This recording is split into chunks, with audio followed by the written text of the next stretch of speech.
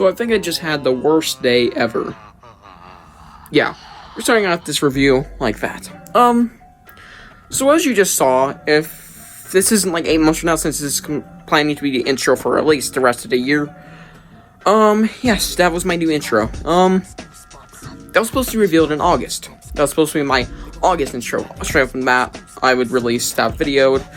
I would release the video, of my new intro, and then I would, of course, for every video from then on, for now, until January, when I potentially change it, unless I really like it. It's gonna be that intro. Looks like I have to use it now, because I accidentally deleted the file for the intro. And no, my video, that is not what ruined my day entirely. I mean, that is the kicker of it all. That is the absolute worst thing that's happened to me. Not only that, and today, this is the second recording of this entire video. I completely recorded this video already. This video was done. So there's official Games for Dummies lost media now. Besides cut segments and shit. And lost videos from the past. But yeah. Seriously, this is the second recording of this video, so I'm genuinely pissed. If I'm angry, if I seem like I'm rushing, it's because I don't want to do this video again. I just fucking did it. And I edited. It was completely edited and everything. It got deleted.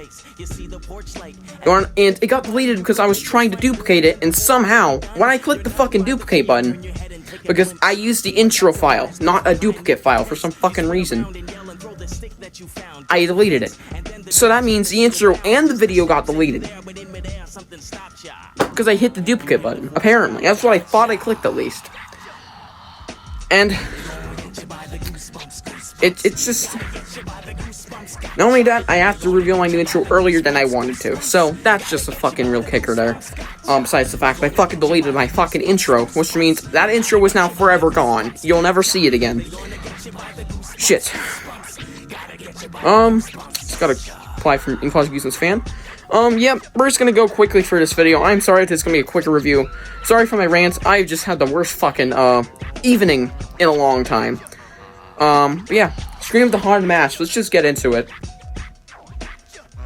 What should Carly Beth be for Halloween this year? Terrified.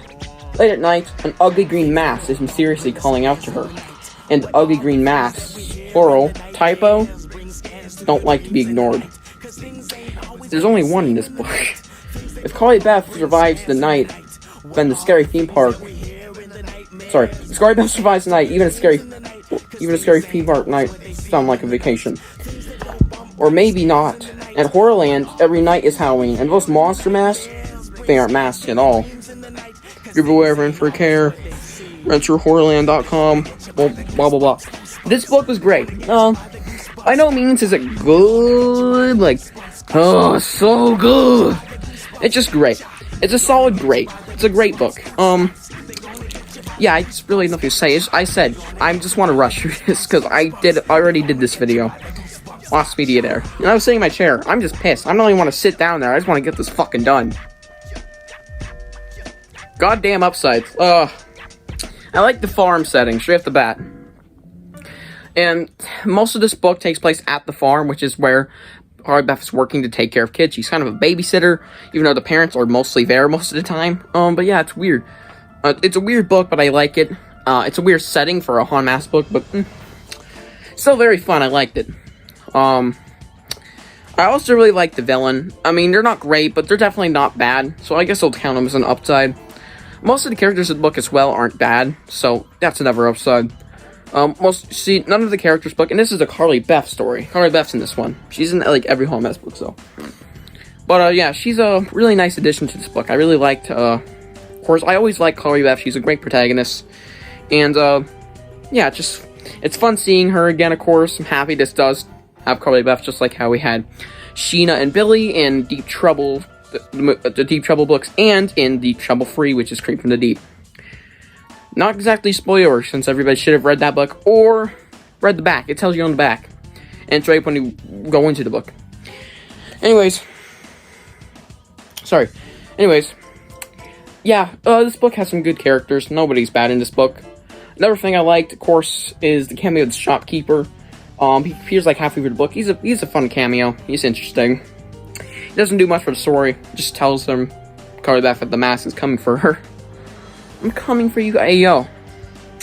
But, yeah. So there was another one I can't think of at the top of my head. Oh yeah, there was the love for horses. I find it interesting they used the love for animals in this book instead of people. That was the symbol of love they used for both horror mask books prior to this. Since you need a symbol of love to defeat the mask.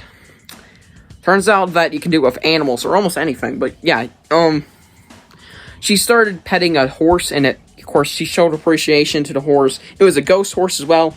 And that ties into my next upside, which I really liked about this book. But yeah, the horse, I really liked it. I thought it was interesting that Hardy Best for a horse has saved her, of all things. It's fun. It's nice. And finally, my last upside for this book. Man, it's kind of dark. The backstory. The haunted mask being the cause for the death of a lot of horses. It just straight up kills animals. That's how scary it is, apparently. Yeah, the horses got so startled of the mask that they all fucking died of fear, guys, of fear. Not just out of anything like harm or anything, they just died of fear. Yeah, and also, well, they also trampled over each other, trying to, corner themselves, trying to get away from it. But yeah, that was the upside segment. Downside's gonna go by, like, really fast.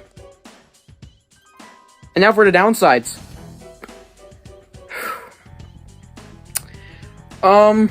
I feel like this book lacked at some parts. It definitely did. Some parts of this book were just kind of plain. That's really have to say for that. And Chuck and Steve, I like them as characters a lot more than Carly Beth. Sorry, just Steve, not Chuck, just Steve. I prefer Steve as protagonist, as that controversial as it is, just slightly more. I wish they got a bigger role in this book. They just cameo for like 2 chapters. In the school bus, like the opening 10 chapters, they're somewhere in there, like chapter 2, 3, 4, maybe. Either way, yeah, should have been more Chuck and Steve, but anyways, it's not too bad. Didn't really affect the book too much. I felt like they should have been in there, but we have seen them twice now in 2 Mask books. But then again, same thing he said with Sabrina and Rory Beth in the Haunted Mask. Yeah. Anyways, let's move on to the rating. So the rating. I'm going to give this book a 7.5 out of 10. This book was overall just great. It's not a great, man. It's just great. It's just great. It's a great book. And, yeah, I can't really say much about it, because I just want to get for this recording, guys. I seriously, I'm not having a good evening. Yeah, I will be streaming potentially later tonight, so yeah. If anybody wants to join, y'all can go ahead. Anyways, yeah, that's gonna do it for this video. See you guys in the next one. Bye.